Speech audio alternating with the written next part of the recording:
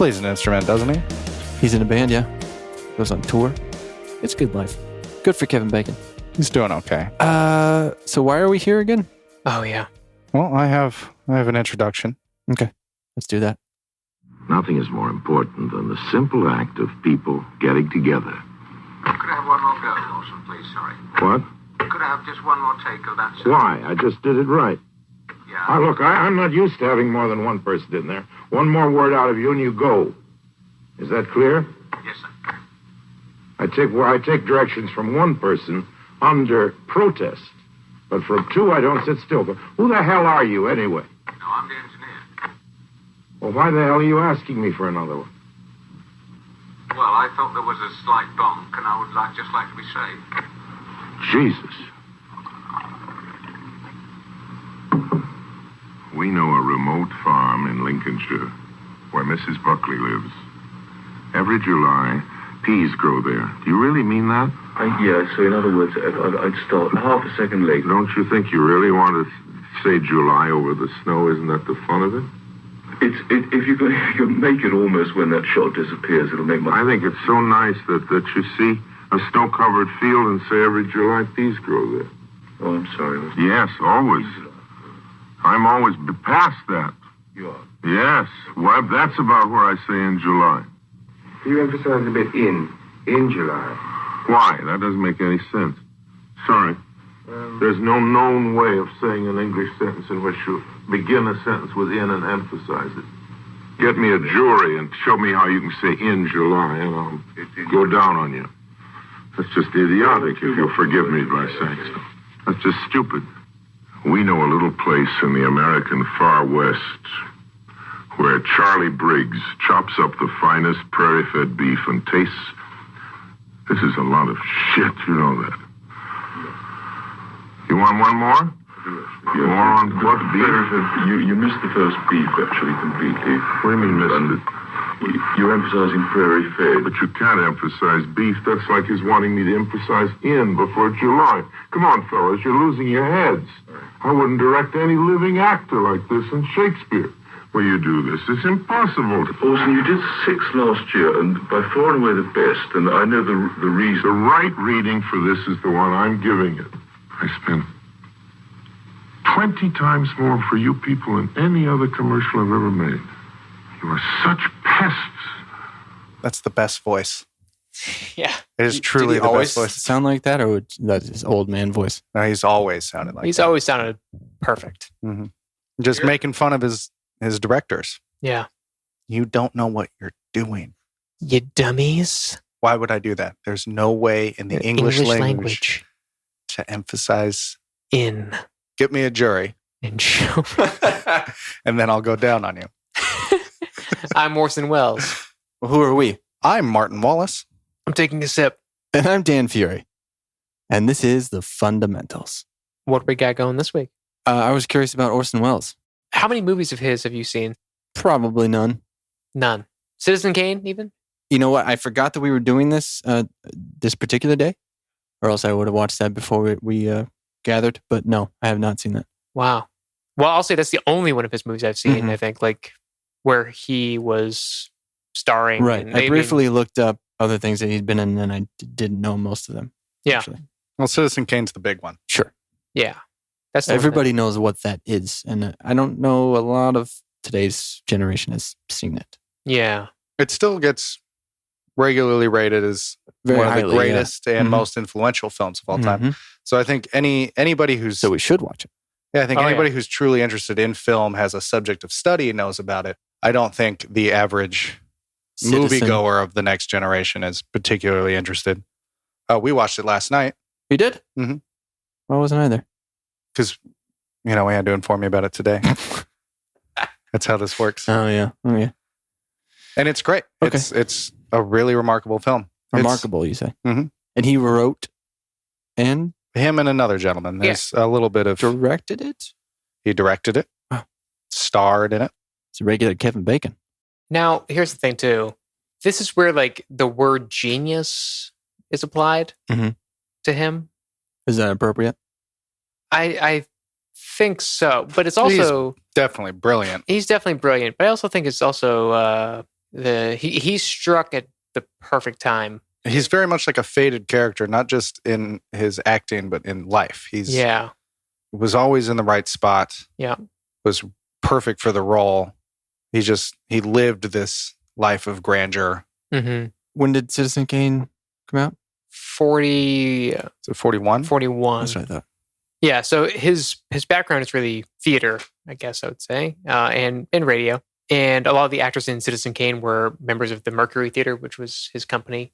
And watching it last night, I mean, I feel like you can see it. It's like the stage directions and the way people move. It seemed to me like theater recorded and not a theatrical production. Yeah, I feel haven't like seen that about anything most older films. Yeah, you can clearly see like the actual live there's a lot influence. There was a lot more closer connection between the two back then, I think. There's a lot of conversations that overlap. Yep. And you don't get that a lot now in modern movies, but a whole lot of, you have to be listening to all four people speaking at once. They're interrupting each other, coming in and out. And that's what's so funny is how they direct each other. There was a scene last night that we were watching. I said out loud, like, that's really difficult. It's four people with kind of four different inputs and coming at the same situation from four different directions, but then also like they all have their own wants, they're all pulling out of that same conversation. So it's like they all have to be focused and listening in while serving and protecting their own drive, which is kind of going out, you know? It's really complicated. And it's you kind of watch it and you have the sense that they do it first take. It sure seems that way. You know, it doesn't feel rehearsed. It feels like it's like improv, but good, natural. It's people like keyed in and listening to each other and like being so present. That's very rare. You know, it does not feel like it was. Well, take 37, and it's big too. It's all long shots. It's the shot, the cinematography is brilliant. Mm-hmm. And even like the pacing of dialogue is very theater-like too. Like pauses and then quick interruptions and great shots. Even in that particular scene you were mentioning, they're telling the young Kane that he's not going to be living with his mother anymore.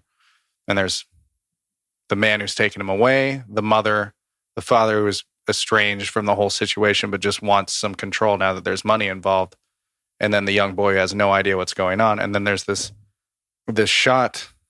The camera pole comes back and goes over a desk and then zooms back in again in a way that I don't know how they even did it. Yeah. Because it seamlessly comes up and over the desk on a trolley. Yeah.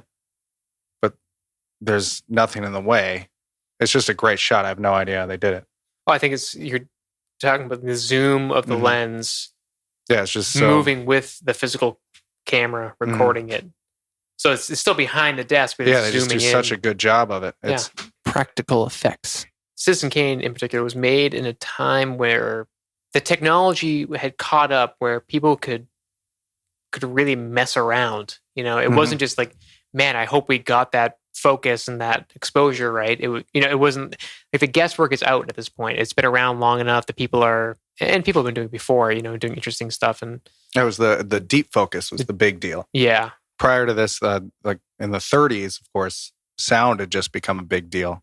So you see a lot of films where sound's really like the only thing that they're focusing on. There's a lot of just like terrible shots. But you have like an orchestra. But you have the whole band. Yeah, and you have this, they would film it in like 4 or 5 different angles at once. And so they would cut and they would all be focusing on the same person. And they're just like really bad blurs of people in the background and stuff. And they also were doing this thing where the background was always out of focus, soft hair, but sharp faces. These like close-ups. And Citizen Kane it's almost entirely shot in deep focus. There's like these great shots where they put the importance of people in height. There's like that shot of Kane writing the review. The review, yeah. And he's like not even a foot away from the camera. It's just his face. And then there's his subordinates that are like the size of his face, like running at him. Yeah, so it's a very large, like long shot, like a big room, and you look at him he's on the left side of the screen, and then on the right side of the screen, probably like 10 feet behind him, is his best friend. But like, Kane's whole face is like the size of that guy's body. That's cool. And then the guy way in the back is the size of his nose. Yeah. It's like totally unimportant, and he knows it at the moment. Character is the size of his. But it's but so you can great. see clearly through the entire depth. Yeah, of the field. yeah. It's just the way it's split up. So like, kind of if you just beautiful shots. Look at this at the screen of your TV or a film screen. The guy in the way back is probably like close to dead center on the screen, but the focus, your focus is so drawn to Kane and his best friend in the film. There's shots of him as a child. Yeah. Where he's looking up at adults, and so the camera's on the ground looking up with him, and all these people are just giant. That's cool. It's amazing. I read a review of the movie by Roger Ebert, and he watches it. Well, I guess he did watch it. Rest in peace. Over and over and over again. And he would have these classes where he would go to film schools, and they'd play it on a gigantic projector. And whenever somebody in the class, a bunch of film students, said stop, they would just stop and talk about the scene, how it was acted, what's in it. He was talking about all these things that after like 40 viewings, he'd noticed that they put in there, like little foreshadowing things that Orson Welles would be holding that would be inaccurate to how it could have possibly been, because he couldn't have known that yet. Like a picture of a person. In theory, the person who's telling you the story is telling it wrong because he couldn't have known this yet. And a bunch of stuff like that. It's like brilliant from Orson Welles' part and the whole crew to have put that together. All these like Easter eggs. I do feel though, like we could talk about that movie forever. It's a whole subject of study. I think Citizen Kane is that's the gateway. Sure. That's how his name is known. But what happened before that? Well, that's kind of the funny things, because a lot of people were going to know Citizen Kane, but there's a couple other things that you might recognize him a little bit more for. So his full name, George Orson Welles.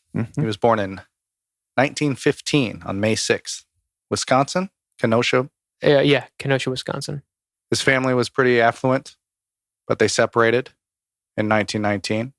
He had kind of a tumultuous childhood. His mom took him to Chicago, where she worked at the Art Institute of Chicago with a gentleman named Dudley Crafts Watson, who was like the curator there. She would play piano for him while he did lectures. And this was pretty influential on him. He's surrounded by art at an early age. There's an older Wells boy named Dickie who's institutionalized because he has learning difficulties. No one really talks about him too much. But in 1924, his mother dies just after Wells turns 9. Had the hepatitis. So after his mom dies, he stops pursuing music, which was something that he was kind of raised into. But it's a little funny to think, like at 9 years old, you stop your pursuit of music. It really is kind of... That career path has been closed. And that's kind of that like hindsight of a genius. I'm 9. What am I doing with my life? At 9, he stopped his pursuit of music, as if he would have been... I was thinking about going into medicine today. Does that make me a genius? Or an idiot? Only time will tell. Time will tell. That summer, he goes to Wyoming with Dudley Watson. Wyoming, New York. Yes, very different. To a private art colony. Where he hangs out with Aga Khan and this 12-year-old Prince Ali Khan. Yeah, they're pretty royal. He's hanging out with the direct descendants of Muhammad. Ooh. The Sultan Muhammad Shah Aga Khan III. These are pretty important people. They're in the middle of trying to get Islam and a Muslim community set up in India. Very, very rich. His father was an inventor, though, too. His father did make some money inventing... It was like a bicycle light? Yeah, it was a dynamo for bicycles. He invents this light and then decides he's done working. Orson Welles, his father. Yeah. And then just starts drinking. And he just drinks for a long time. Oh boy. But Welles has to move in with him in what he later describes as a hectic period in his life. He lives in a Chicago apartment with his father and a guy named Dr. Maurice Bernstein, a Chicago physician, where Welles briefly attends public school. And then his father leaves business altogether and takes him to Jamaica in the Far East. That sounds like fun. And then they returned and settled in a hotel in Grand Tour, Illinois, that was owned by his father. Settled in a hotel. Okay. Mm-hmm. And the hotel burned down, and Wells and his father took to the road again. Of course. His dad dies when he's 15. 15? Mm-hmm. So his mom dies when he's 9. His dad dies when he's 15. And his father's will left it to Orson to name his own guardian at 15 years old. So he eventually got Maurice Bernstein to be his guardian. Maurice. Love that name. So he got a scholarship to Harvard University. This is 1931. Well, he doesn't go. Yeah, he doesn't go. He doesn't go. Because he was neck deep in it. He's got better stuff to do. He decides to travel. He studies for a few weeks at the Art Institute, decides he really wants to be a painter. Wait, so the Art Institute has been around that long? Art Institute of Chicago? Yeah. Wow. So he went to Europe, using just a little bit of his inheritance, on a walking and painting trip through Ireland. Sounds fantastic. Where he decided to spend what little money he had on, in his own words, a fancy dinner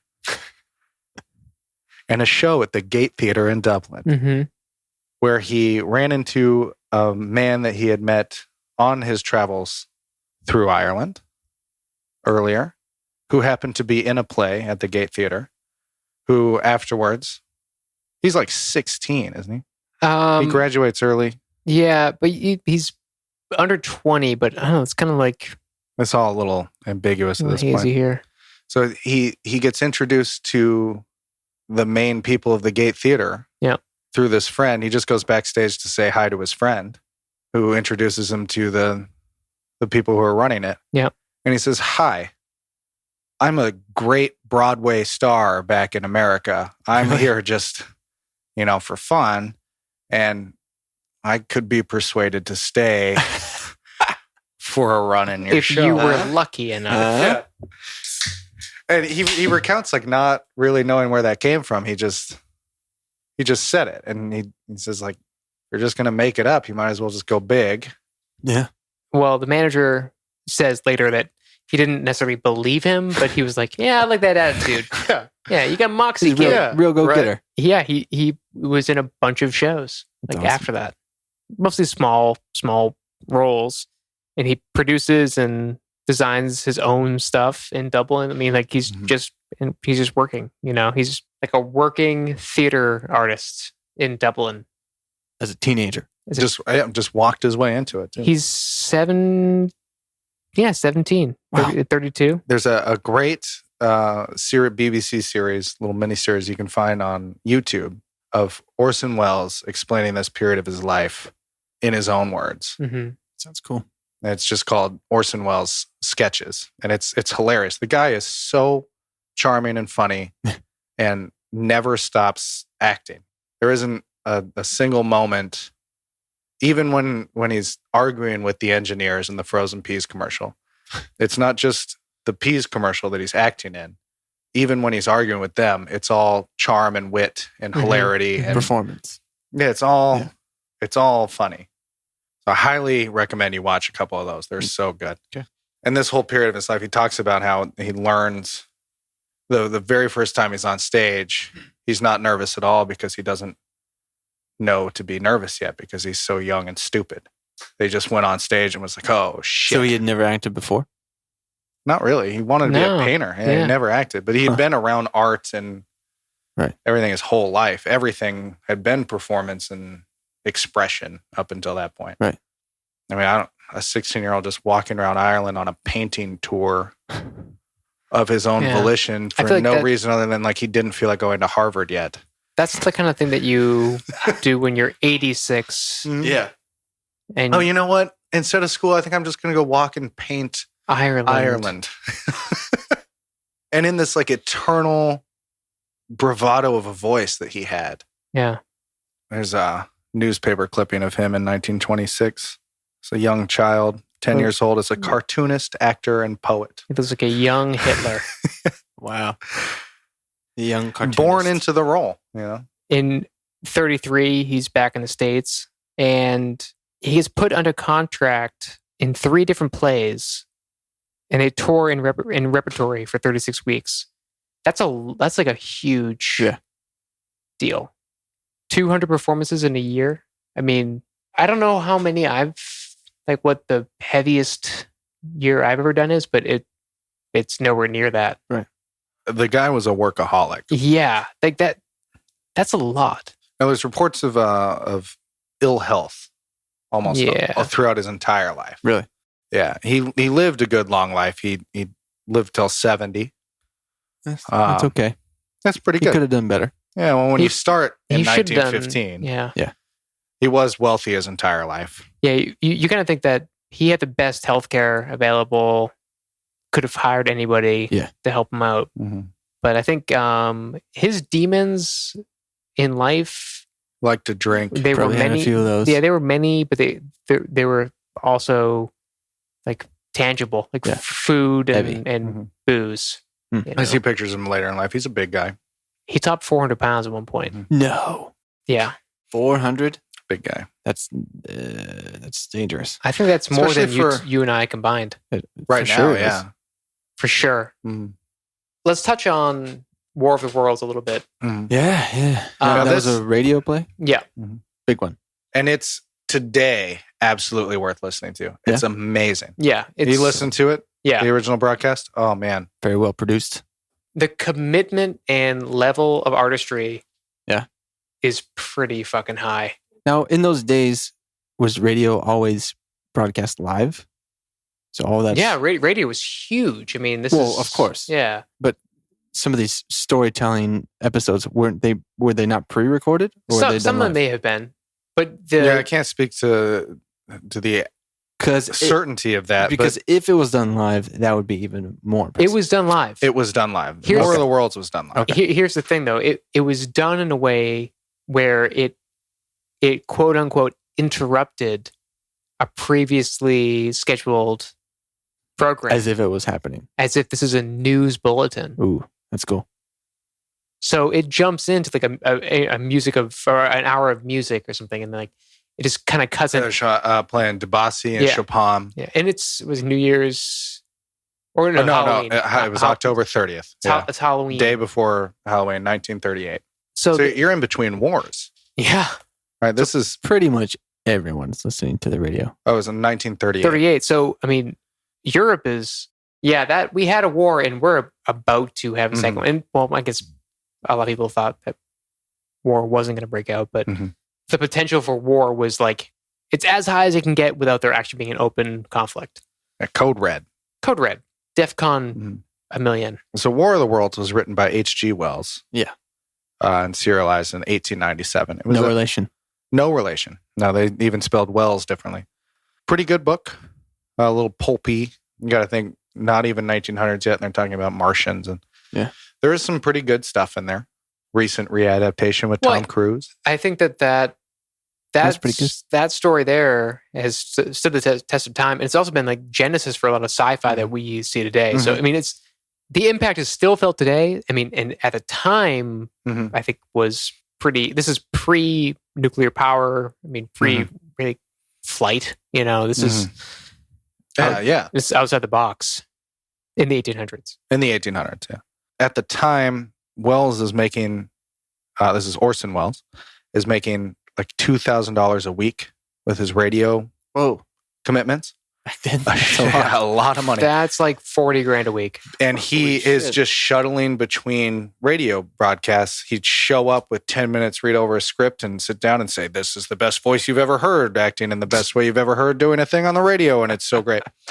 And you love it. So he's doing all this. He has this company that's his own, the Mercury Theater, and he has the Mercury Theater on air, and it's his company, him and a couple of his friends.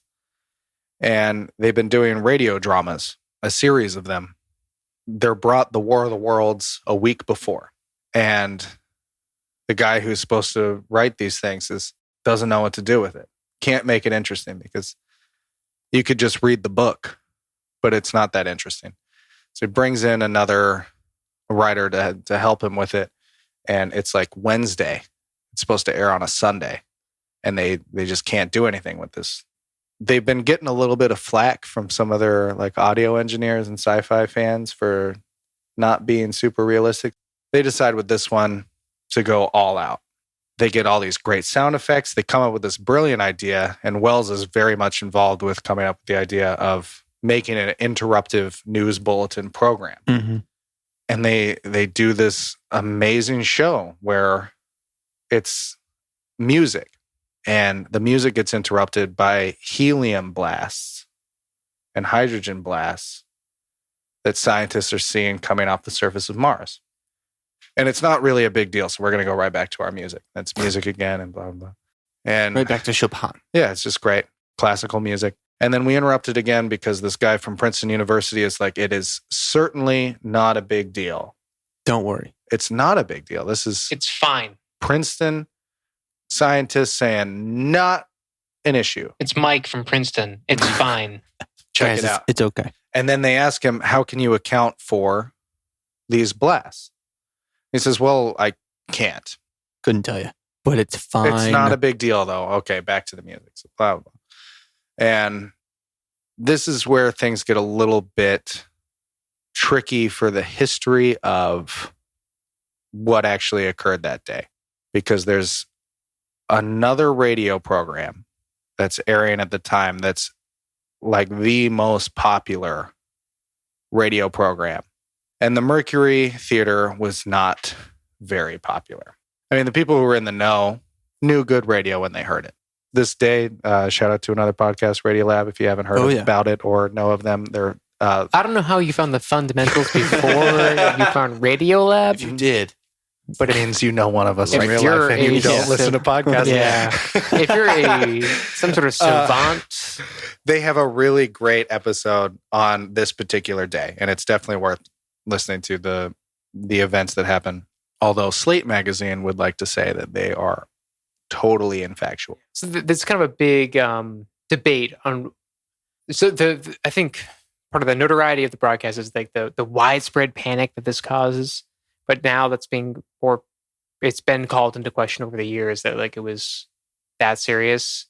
I kind of like this whole thing about Slate calling out Radio Lab. I like it. So we'll get into that. We'll go through the facts first, and then we'll get to it. So just imagine it this way. You don't need to know the names. There's another radio program happening. Everybody's listening to it. And 4 minutes into their program, they do this musical number that is god-awful even for the day. Nobody wants to listen to it. So people start spinning the dials. You spin the dials, and what you hear is coming to you live, these cops Yeah. that are broadcasting what's happened since this meteor has fallen in their city. And it's really not a big deal until the thing turns into a spaceship that starts shooting lasers at people. And you hear all the screaming and the mayhem and the death, and it cuts into silence. Now, one of the voice actors who did some of the screaming, spent a couple days listening to live radio broadcasts of the Hindenburg disaster to get his screaming right. And I think that's amazing. Oh, the humanity! It's terrible stuff. So he locked himself in a room Dedication. and started to scream like Hindenburg victims. So I got to read a little bit about the Hindenburg this week, which was super fun and terrible. It's so bad. It's just Did you awful. listen to that audio? A little bit. It's tough. And I think he was just had it on repeat, trying to get the chaos just right. Immersed. At this point, cops start showing up at their studio. And Orson Welles is sitting there reading from the script, narrating, doing a great job. B. I have such a great voice, and I'm the best thing.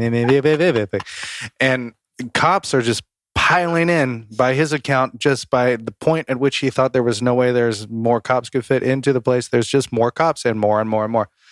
And they're like, what is going on? And they're all talking in like these authoritative voices, but they can't arrest anybody because nobody's done anything wrong. But Now, they're can still you hear just this on the broadcast? no, because they're all outside the sound booth. Oh, okay. So there's suicides happening. No. There's mass hysteria. People are fleeing the city, and people from the country are fleeing into the cities. Everybody in all of America is going fucking crazy Really? because Martians are attacking New Jersey. We've lost New Jersey.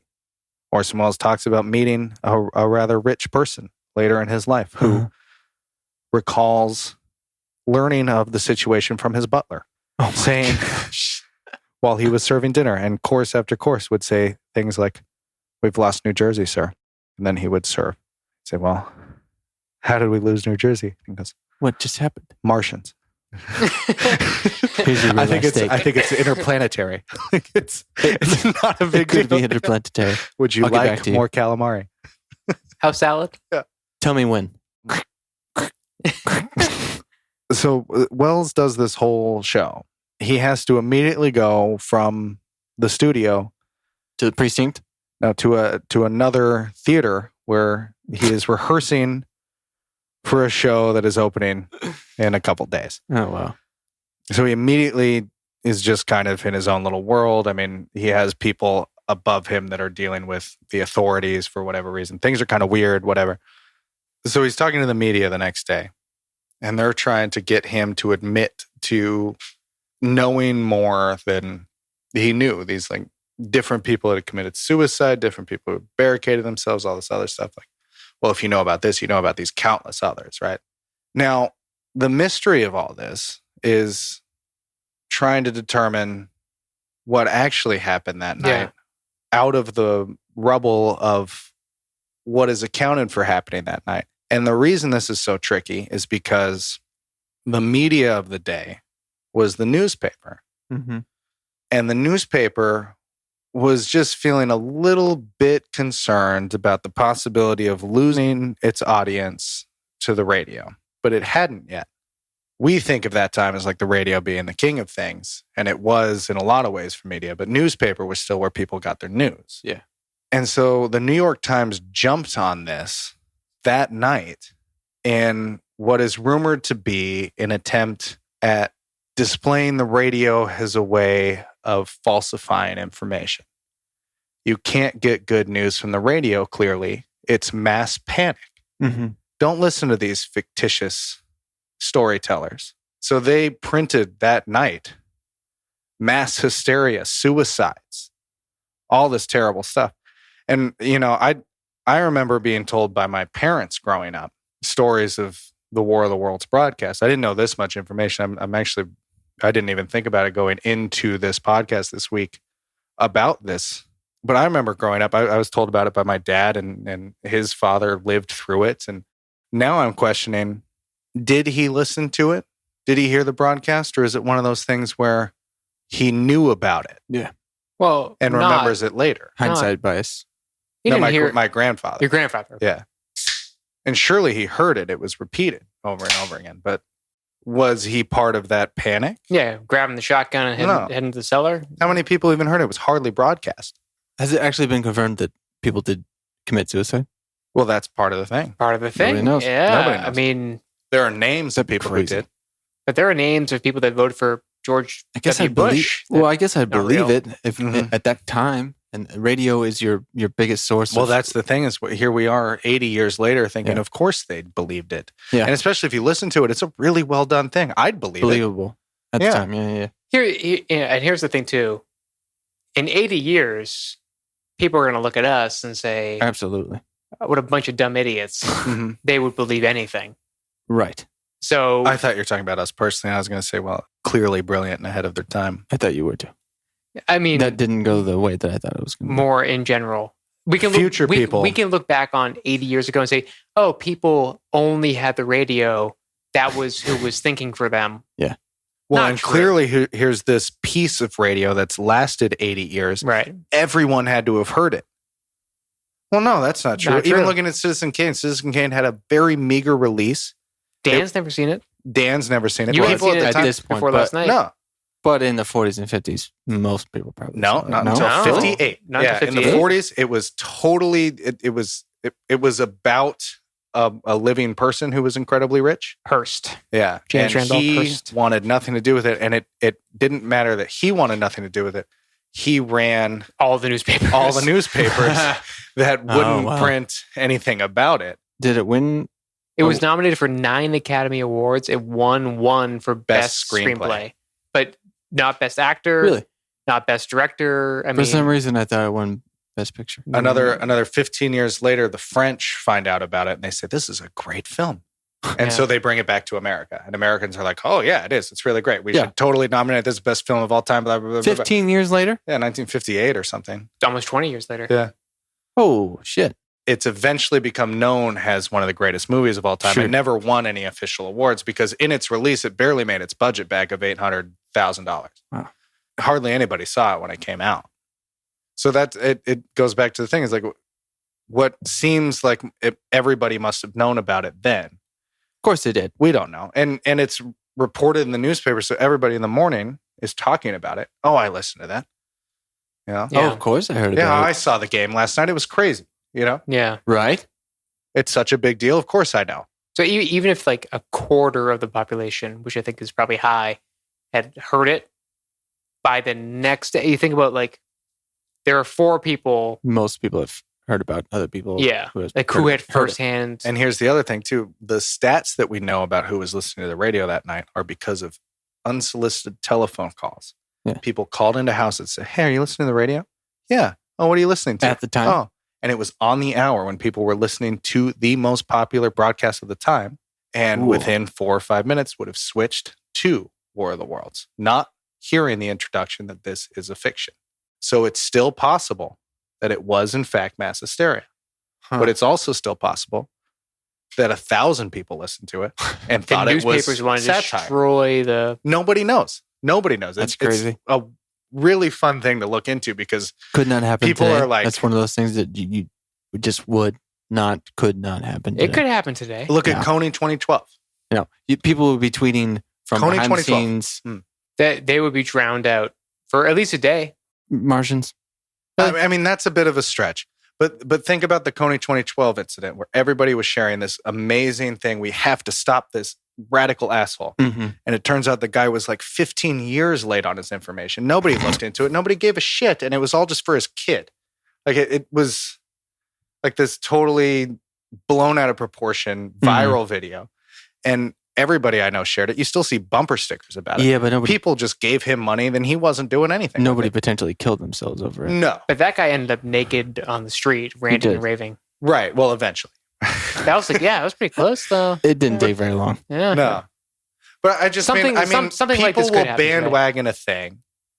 Definitely. And even with all the behind the scenes information that we have now, I mean, the same people are going to think that we didn't land on the moon. So we've talked about Orson Welles' most notable pop culture achievements. Things There's he's a best known whole for. history of his life spent renovating the theater. Yeah. Doing Caesar and these other great plays that were amazing.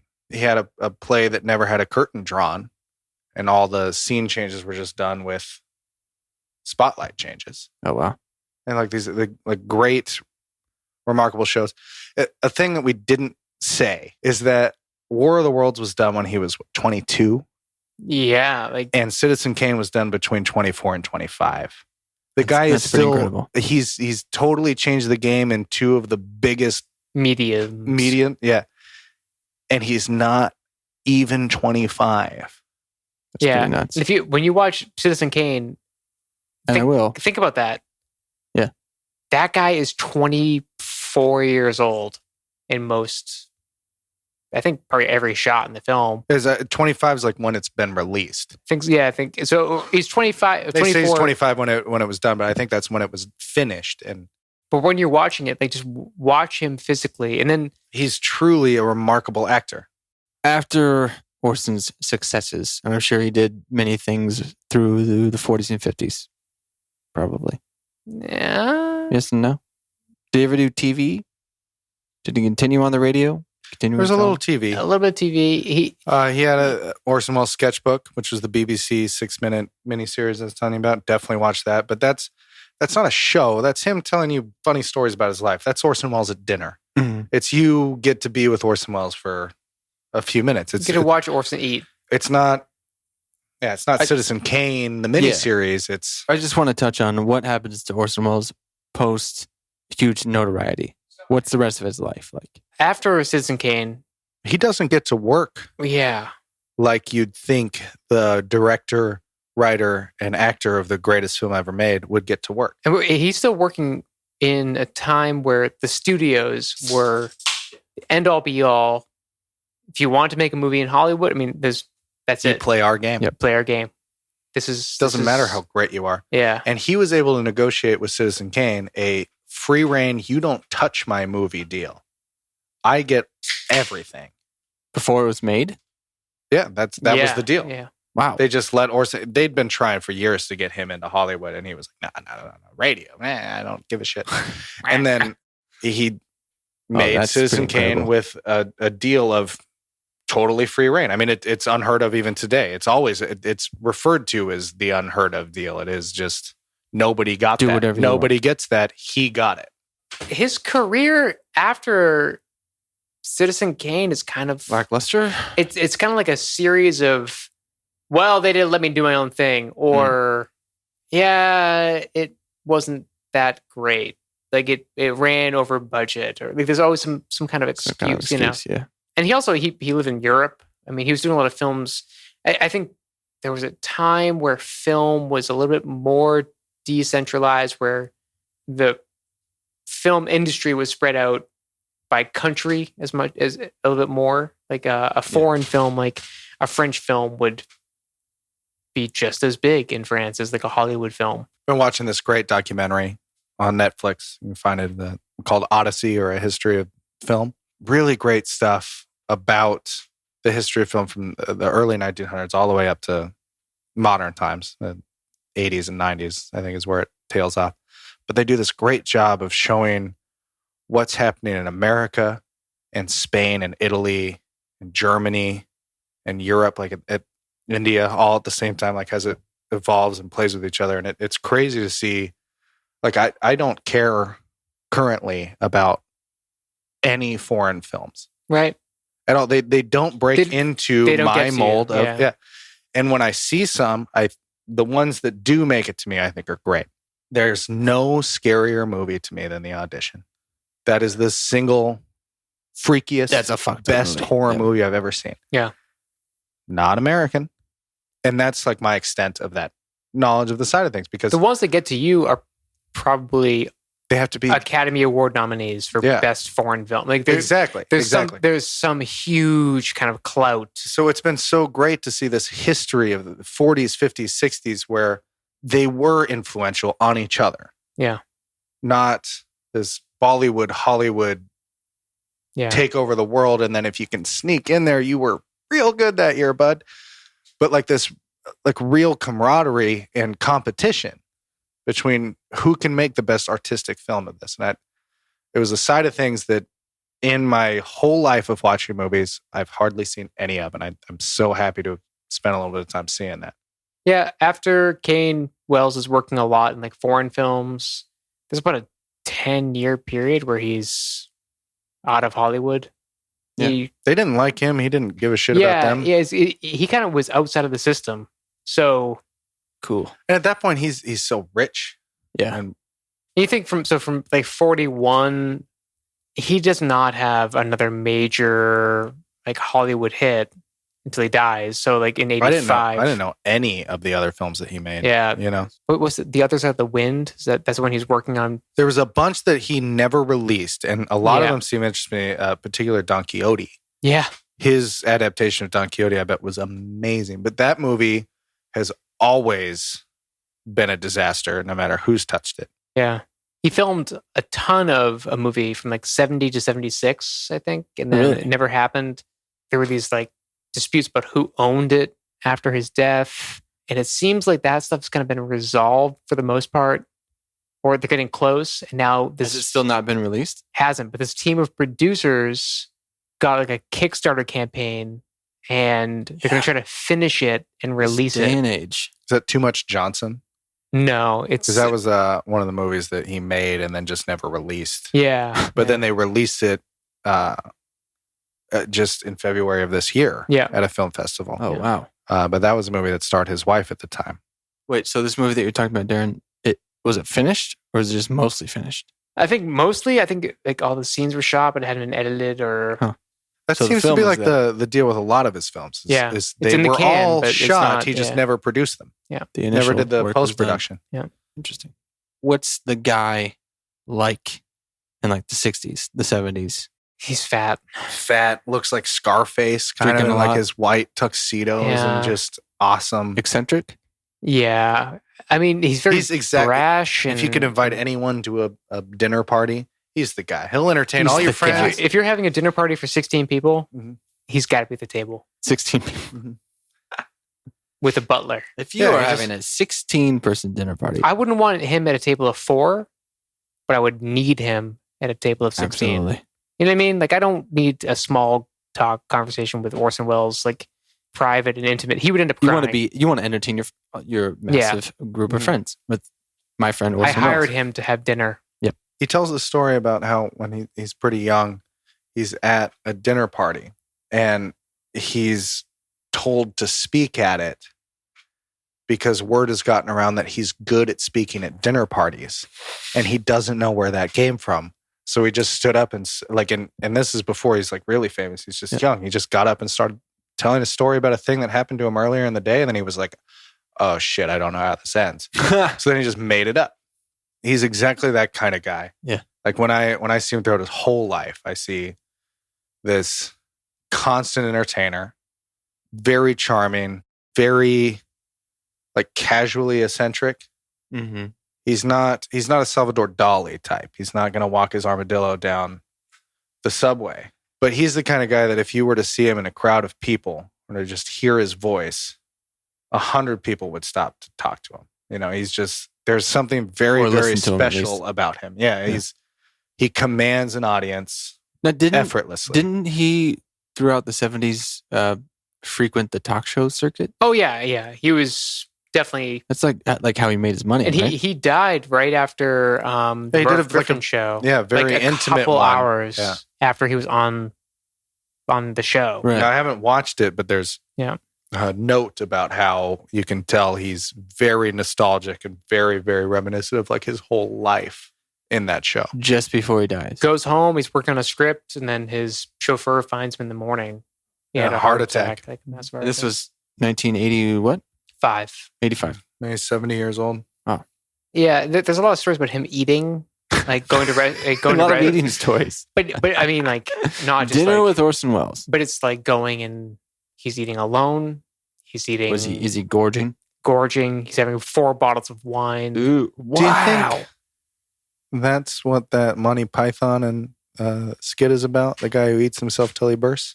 Could be. He kind of looks, now that he kind of has a little bit of that look, although he's not, that guy's very much like nondescript aside from the fact that he frequents that restaurant because the waiter knows him. Yeah. The waiter comes up and says, oh, monsieur. Yeah, but that's it isn't. Orson Welles, the Mama Son, like that restaurant.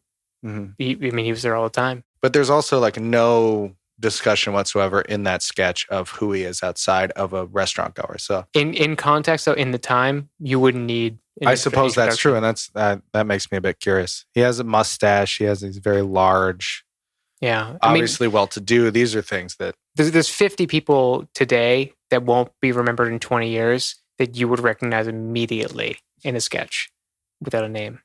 Working with the master. Oh, the wine commercial. Of course. Orson Welles. I thought about doing that instead of the frozen peas one. No, we're doing both. Action, please. Action, Orson, please. Just do anything? No, sorry, cut. Yeah, rolling. Ah, the French champagne has always been celebrated for its excellence. There is a California champagne by Paul Masson. 102, take 3. Action, please. Ah, the French champagne has always been celebrated for its excellence. There is a California champagne by Paul Masson. Inspired by that same French excellence, it's fermented in the bottle and like the best French champagne, it's vintage dated. So Cut. Paul Masson... Cut. Is there an actual finished version of that commercial? Yeah. 'Cause I'd love to see that.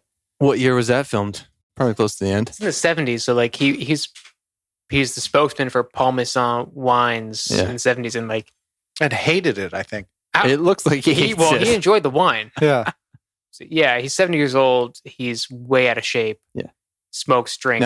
Now, you said he had topped at 400 roughly? Yeah. Well, Was he around that when he died? Maybe not that high, but but heavy. He was morbidly obese. Basically, I read it. I think it was from the 50s on. He was obese. Oh, wow. So I mean, for the last 30 years of his life, he was obese. Riding high. And what he would do is like if he had a film role, he would go on these insane crash diets. Yeah. And then he would finish rapping, and then he'd be right back on the high calorie, Plumping up. insane diet. I wish he had made 3 more films that were like major releases or something. Because I feel like Citizen Kane is incredible. Right. It's so good. Is there anything after that even comes close, both in critical or commercial reception? He would say there were a few films, but at the same time, I feel like whatever film he had just made, he said that this is my finest film. You know, like he was always on stage. I had a great time watching him. The YouTube... listening to him. Orson Welles on YouTube. That's where it's at. That's plenty. Watch Citizen Kane. And then watch YouTube. Watch YouTube. Now, if you remember from the beginning, just a little bit of trivia here, something to bring up to your friends later. I don't remember the beginning. If a lot of this is just sort of run-of-the-mill Orson Welles for you, a little trivia for your friends later is when he had hung out with the Khans, Aga Khan, he got to play with Prince Ali Khan. Mm-hmm. Now, Orson Welles eventually married Rita Hayworth. Oh. American actress, dancer, one of the top stars. She was the top pinup girl during World War II. Good looking girl. Now, are you kidding me? You're married to the... You kidding me? That's it. Now, Orson Welles was married to her from 1943 to 1947. 2 years after their divorce. That was a good time. She married Prince Ali Khan. Absolutely. Now, I don't know like what kind of relation they had throughout their life other than hanging out at that one doesn't matter. Camp. That doesn't really matter. That makes it more fascinating, I think, that they would be married to the same woman back to back and both divorce her within about 4 years. Yeah. She was married to both of them for a decade. Wow. Front to front. Mm-hmm. Watch Citizen Kane once a year for the rest of your life. Okay. It'll make other movies make sense. There were scenes in it that I realized other movies were making fun of that I never knew what they were doing before. I've heard the term rosebud. Yes. All my life. Yeah. Well, I think that was another great episode of The Fundamentals. What do you guys think? Sure was. I feel like not as many like data points or details. I kind of like that though. It was kind of fun. But I think that the best part about Orson Welles was watching him. Like Orson Welles was the best part of Orson Welles. But I mean, it's not like what he did, but like when you watch Citizen Kane, that is he is more interesting in that movie than like the sum total of like the movies he made or places he went. I saw a series of other actors in him while he walked around. I saw some Leo DiCap. We talked about that. Like, I saw some Brad Pitt, some facial expressions. You know, I saw some Sutherlands. Kiefer and otherwise. Kiefer and Donalds. Yeah. I just saw other actors in him. And it was these moments of like, I've seen that face before. But it's not the bone structure. It's just the way it's posed. All right. Let's wrap this up once and for all. I'm Martin Wallace. I'm Darren McCarthy. And I'm Dan Fury.